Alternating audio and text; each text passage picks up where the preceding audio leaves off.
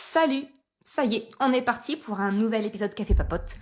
Vendredi en début d'après-midi, c'est plus ou moins notre rendez-vous. Je vais pas te fixer une heure précise parce qu'en fait j'aime bien la liberté et je veux pas que ça devienne une obligation ces épisodes Café Papote. Par contre, donc je te le dis, tous les vendredis en début d'après-midi, on se retrouve en live sur Instagram pour un épisode Café Papote. Donc c'est vraiment le but du live, c'est moi, j'ai un petit sujet que je veux te parler qui est lié, voilà, qui est pas préparé, c'est pas du tout préparé. Mais voilà, je te parle un petit peu de ma vie, de ce qui se passe pour t'aider un petit peu aussi dans tes réflexions en tant que parent. Et c'est retransmis ensuite le mardi en épisode Café Papote sur le podcast S'élever en même temps que son enfant. Aujourd'hui, en fait, je voulais te parler un petit peu de la vie sociale de nos enfants. Je sais pas ce que t'en penses. En fait, à la base, c'est une question que j'avais reçue il y a quelques temps de ça, de Audrey, qui était un petit peu peinée parce que son enfant était en... Alors je dis était parce que vraiment la question remonte un petit peu. Mais je l'ai retrouvée et je me suis dit que ça pouvait potentiellement t'intéresser. Donc à ce moment-là, son enfant était en maternelle, en début de maternelle, tu vois. Petite section, moyenne section, je ne sais plus vraiment. Et elle s'inquiétait un petit peu parce que les anniversaires commençaient à avoir lieu et puis son enfant n'était pas spécialement invité. Voilà, alors comment nous, en tant que parents, comment on peut faire en fait finalement quand notre enfant il est déçu, il n'est pas invité à un anniversaire ou qu'on voit qu'il n'est pas très populaire entre guillemets. Alors c'est pas un objectif en soi, mais souvent ça vient réveiller aussi des blessures personnelles chez nous parents, de se dire notre enfant n'est pas apprécié, il n'est pas invité, comment faire? Je sais pas si c'est quelque chose qui te parle, si tu as déjà été confronté à ça. Encore une fois, comme d'habitude, tu le sais, si tu es en live, et je vois qu'on est plusieurs en live là actuellement, si tu as des questions, si tu souhaites réagir, c'est franchement, voilà, n'hésite surtout pas. Et ce que j'avais répondu à Audrey à ce moment-là, c'est que finalement, la vie sociale de nos enfants, faut faire attention à ce piège de se projeter soi-même sur notre enfant. C'est pas parce que notre enfant n'est pas invité à un goûter d'anniversaire, à un copain qui avait donné des invitations et que lui n'en a pas eu, qu'il n'est pas aimé. Tu vois, déjà, parce que tu le sais, hein, les classes, c'est, on va dire, allez, plus d'une vingtaine d'enfants, presque 30. On n'invite pas 30 enfants à un anniversaire, encore moins quand c'est des enfants d'âge en maternelle, tu vois. Donc, le fait que ton enfant n'ait pas reçu d'invitation, c'est pas un signe qu'il est mal aimé, qu'il n'a pas d'amis. Ok? Ça, c'est déjà la première chose qu'il faut nous se rassurer en tant que parents. Après, si effectivement ton enfant te fait part de moi j'ai pas eu d'invitation, pas de problème. En fait, le meilleur conseil que je puisse te donner, c'est qu'une vie sociale, ça se construit à deux. Toi, tes amis, tu as des amis, mais elles te contactent ou ils te contactent et tu leur envoies l'appareil. Tu les invites, tu les appelles, tu vois, c'est une relation qui marche dans les deux sens. Donc, ce que je veux dire par là, c'est si tu fais le constat que ton enfant n'est pas invité à un goûter d'anniversaire, une après-midi, ou moi, mes enfants sont plus grands, tu vois, on commence à rentrer dans les soirées pyjama, ce genre de choses. Enfin, on commence. Non, je suis bien dedans quand même. Mais voilà. Il peut y avoir un moment donné de se dire, mais mon enfant n'est pas invité. Mais en fait, deviens actrice. Reprends le pouvoir. Demande à ton copain. Vendredi, hein, je suis fatiguée. Demande à ton enfant. Quel copain tu aimerais qu'on invite? Il n'y a pas besoin d'attendre que ton enfant soit invité à un anniversaire pour finalement peut-être commencer à mettre en marche, tu vois, ce système d'invitation, d'inviter les autres. Peut-être que même si ton enfant n'a pas été invité à l'anniversaire du copain, peut-être qu'on peut inviter le copain une prochaine fois à venir jouer à la maison ou un autre copain. Bon, voilà, si ton enfant a un autre meilleur ami, entre guillemets, tu vois, dire mais on peut très bien inviter ce copain-là pour un goûter samedi après-midi ou dimanche. Et en fait, le fait si tu veux, d'être acteur, de proposer, déjà, ton enfant va se retrouver en tête-à-tête avec un autre enfant. Donc, il va pas rentrer en compétition, entre guillemets, tu vois, qu'il peut y avoir dans la cour de récréation. On est copains, toi et moi, on évince l'autre ou autre. Là, ils sont que tous les deux, à la maison, ils peuvent jouer, se retrouver au parc, si c'est pas spécialement la maison. Alors, le bruit derrière, c'est le poilu, tu vois, qui vient de se dire, tiens, et si je grattais mon arbre à chat pendant que Maud a fait son podcast? Ah, bonne idée, merci Diesel. Non, excuse-moi pour cet aparté, effectivement, tu l'entendras, il est derrière moi. Mais ce que je veux te dire, le message en gros, c'est sois actrice, en fait. Et ainsi, ton enfant, il va commencer à avoir une relation particulière avec un enfant. Ils auront le plaisir d'en reparler quand ils seront à l'école. Et indirectement, tu envoies le message aux autres parents que, bah ouais, tiens, eh ben, il m'a invité, c'était sympa, je vais lui renvoyer l'appareil. Bah, quand ce sera ton anniversaire, tiens, on invitera... tu vois, en fait, tu deviens acteur parce que tu mets en marche la machine. Donc ça, c'est le premier point que je voulais te parler, c'est si tu t'inquiètes, entre guillemets, hein, on met des gros guillemets, un petit peu de la vie sociale de ton enfant en disant, mince, il n'est pas populaire, il n'est pas invité eh bien, aux anniversaires ou autres, et que je vois que ça le déçoit ou moi, ça m'inquiète, ben vas-y, prends les commandes. Demande à ton enfant, c'est qui ton copain, qui tu voudrais qu'on invite, et voilà, 1 heure ou 2 hein, dans un parc, on peut se retrouver, se donner rendez-vous, on peut inviter pour un goûter. Tu vois, tu peux commencer à y aller tout doucement. Et en fait, c'est comme ça que tu vas donner aussi, que tu vas apprendre à ton enfant les relations particulières qu'on peut avoir. Et quand je dis particulière, c'est en particulier. Tu vois, un ensemble. Et puis après, en grandissant, 2 enfants peut-être. Voilà, moi, voilà, mes enfants ont 9, enfin mes grands en tout cas, ont 9 et 11 ans. Effectivement, ils ont plusieurs copains qui peuvent venir 1 ou 2 en même temps. Mais ça commence toujours par la première étape de on invite. Voilà ce que je voulais te partager un petit peu. Si tu t'inquiètes du côté social de ton enfant, il n'y a pas d'inquiétude à avoir. C'est comme tout, ça se construit, ça s'apprend. Il ne faut pas projeter nos peurs à nous de parents, de se dire bah mince, mon enfant il n'est pas aimé, il n'est pas apprécié, il n'est pas populaire.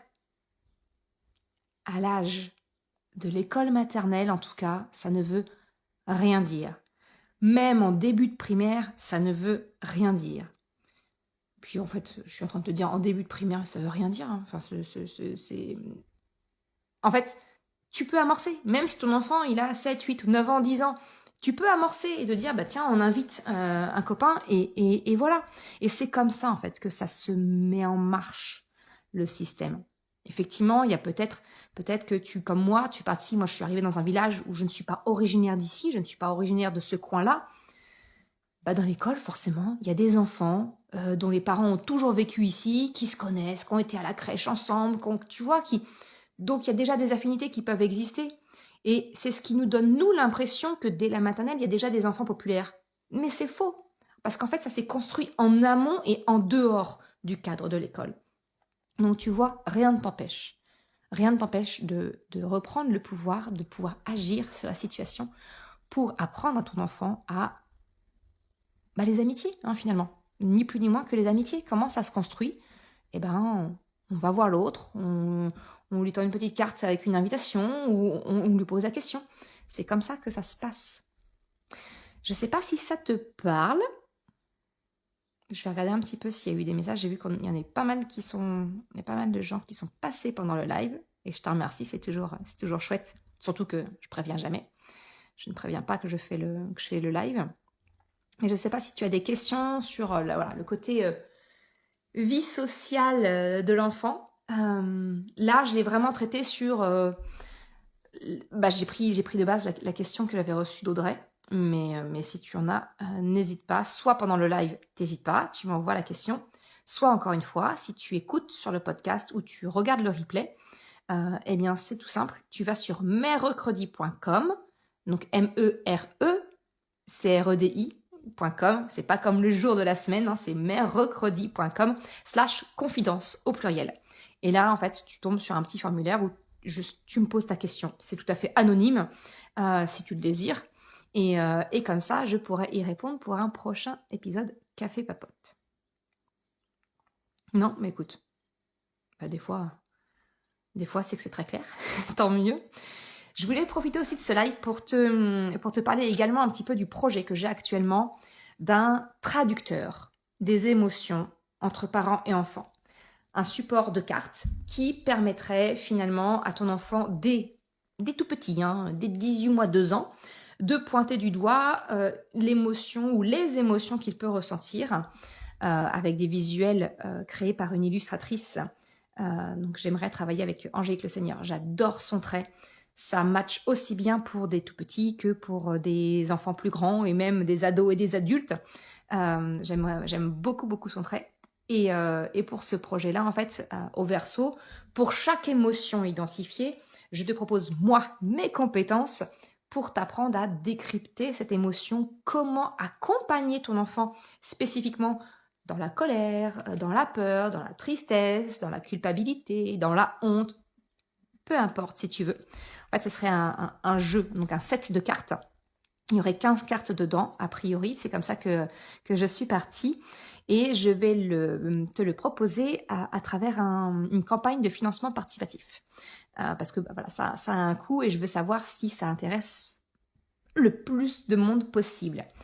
Si c'est quelque chose qui t'intéresse, eh bien, j'ai créé en fait une petite liste. En fait, tu vas sur merrecredi.com/traducteur, tout simplement.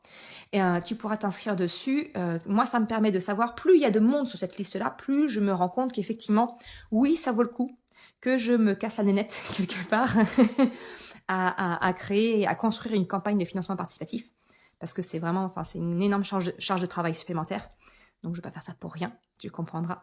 Et en fait, toutes les personnes qui sont inscrites sur cette liste-là, je vais échanger directement avec elles pour construire exactement quelle émotion tu veux retrouver dans ces 15 cartes. C'est quoi les 15 émotions que tu veux? Qu'est-ce que tu attends? Voilà, je vais vraiment travailler main dans la main avec les personnes qui sont intéressées. Et plus on est nombreux et nombreuses, plus ça donne le feu vert d'y aller.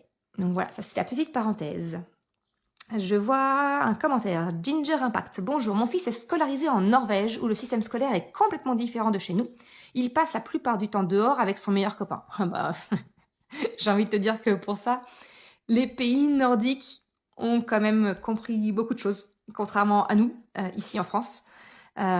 Effectivement, tu vois, nous ici, il y a Emmanuel Macron qui a dit il y a quelques mois qu'il voulait que tous les enfants collège et lycée soient au sein de l'établissement scolaire entre 8h et 18h.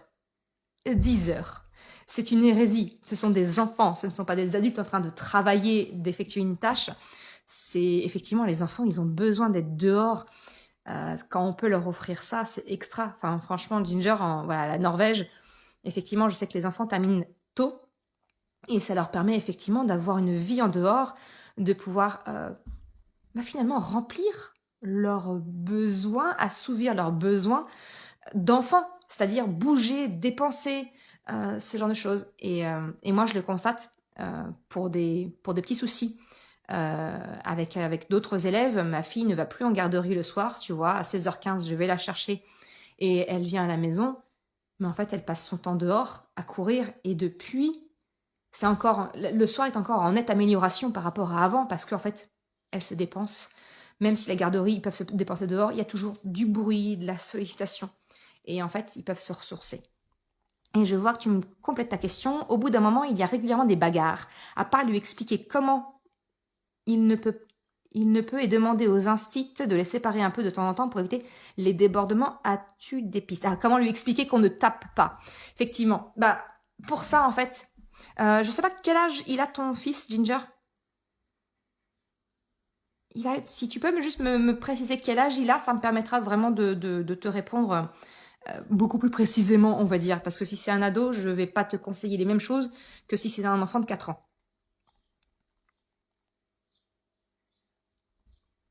5 ans bientôt. Ok, je connais bien. Krapopoulos, mon dernier, aura 6 ans cet été. Donc, effectivement, je connais cette phase-là. Ok.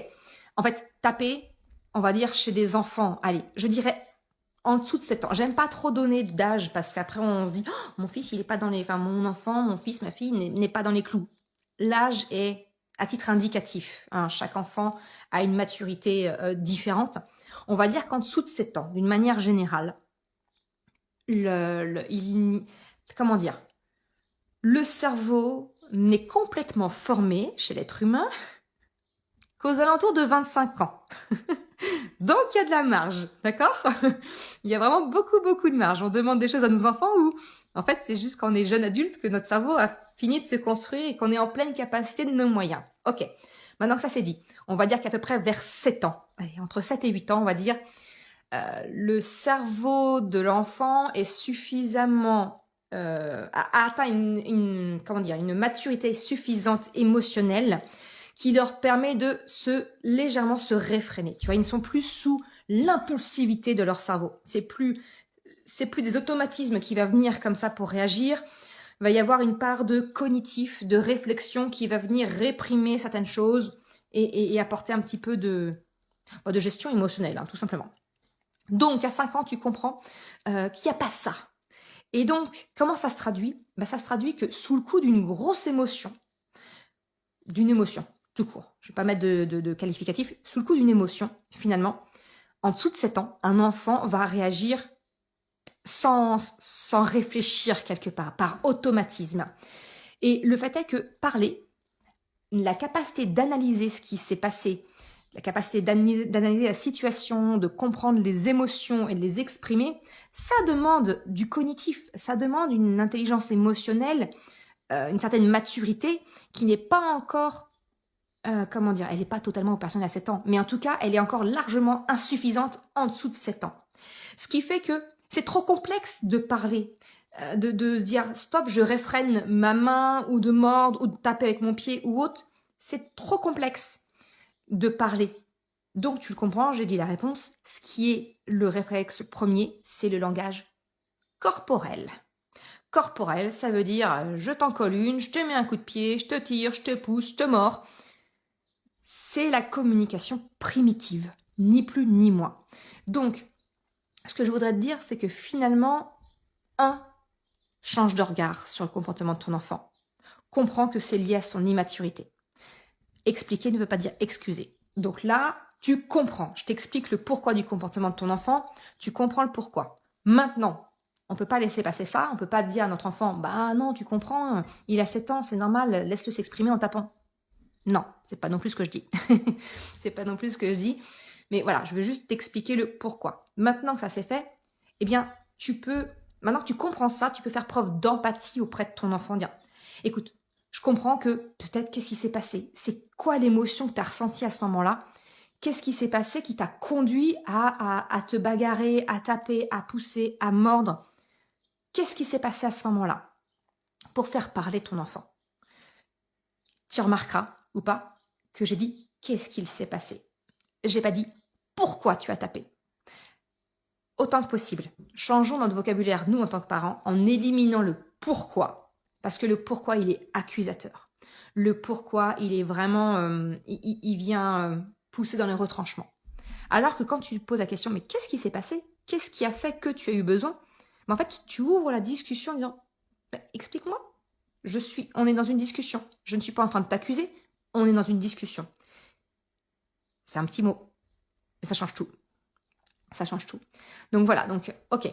On comprend le pourquoi ton enfant a tapé, mordu. Voilà, c'est à cause de l'immaturité émotionnelle de son cerveau. Ensuite, on va essayer de rétablir, lui expliquer en fait comment on réagit correctement. Tu peux faire appel à son empathie, dire mais quand on n'est pas copains, mais ok, c'est ok de pas être de se fâcher, c'est ok de ne pas être copain ce jour-là ou ce moment-là ou qu'est-ce qui t'a fait, qu'est-ce qui t'a dit. Tu peux réagir différemment. Et là, tu vas ouvrir le champ des possibles à ton fils. Dire, ok, tu pourrais faire différemment maintenant, ou si ça se reproduit, comment tu pourrais faire ? Qu'est-ce que tu pourrais imaginer ? À 5 ans, ils ont peut-être une vision un peu limitée, enfin, ils vont pas avoir l'imagination peut-être suffisante pour vraiment trouver des solutions. Et c'est là qu'on a notre rôle de parent, dire, mais écoute, peut-être que si je sais pas moi, si ça s'est mal passé entre eux, là je te renverrai sur un autre épisode de podcast où je te parle de comment réagir, comment réagir quand mon enfant est tapé.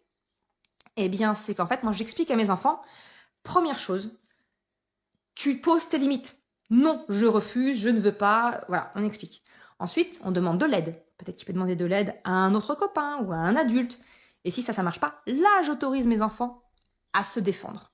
Ça, c'est dans le cas où ton enfant se bagarre pour finalement se protéger, tu vois. Mais si c'est parce qu'il a eu une frustration, qu'il avait très envie d'avoir un jouet ou autre, tu vois, effectivement, c'est de lui expliquer, mais écoute, on inverse la machine.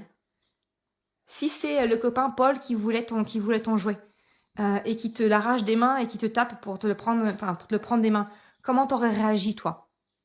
Ah bah voilà, et tu vois, c'est vraiment, c'est faire revivre la situation à ton enfant dans la... Comment dire? Je suis perturbée, je viens de voir que ma maman... Coucou maman, ma maman est sur le live. Mais ok, je rembobine. En gros, c'est de refaire revivre à ton enfant les possibilités.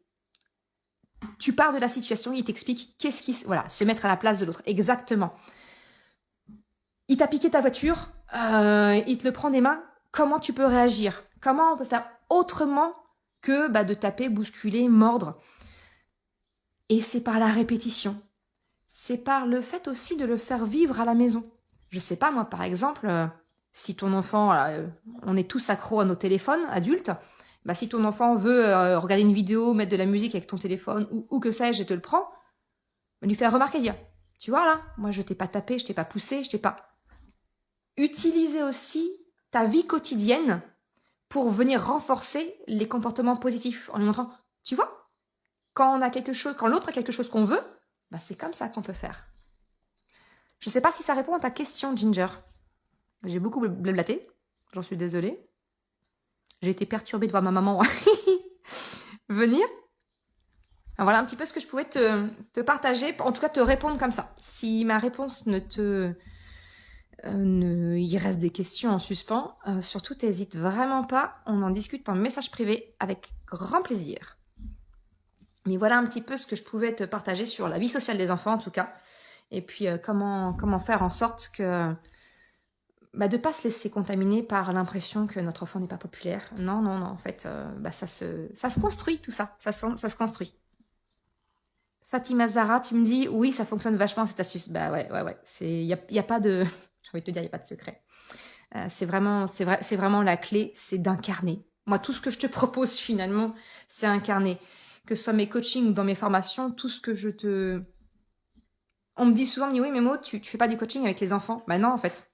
Parce que la clé, elle n'est pas chez les enfants. Elle est chez nous, les parents.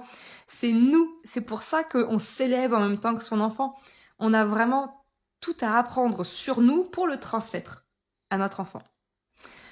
Voilà, j'ai envie de te dire, je vais presque terminer ce live sur cette belle parole. Parce que sinon, ça va faire un épisode un peu trop long. Mais j'espère que ça vous donnera en tout cas quelques petites pistes. Et voilà. Et puis de toute façon, je vous donne rendez-vous donc vendredi prochain, en début d'après-midi, pour un nouvel épisode Café Papote. Si entre-temps, tu as une question que tu souhaites me soumettre, que tu souhaites que je réponde lors d'un épisode Café Papote, ça sera avec grand plaisir. Encore une fois, rendez-vous sur merrecredi.com/confidence au pluriel. Comme ça, tu peux me laisser de manière anonyme ou pas, encore une fois, mais c'est à ton choix, ta question, ta proposition de sujet, et ce sera avec grand plaisir que j'y répondrai lors d'un prochain épisode. Je te souhaite une excellente après-midi, un bon week-end si tu es en live, et je te dis à très bientôt. Ciao!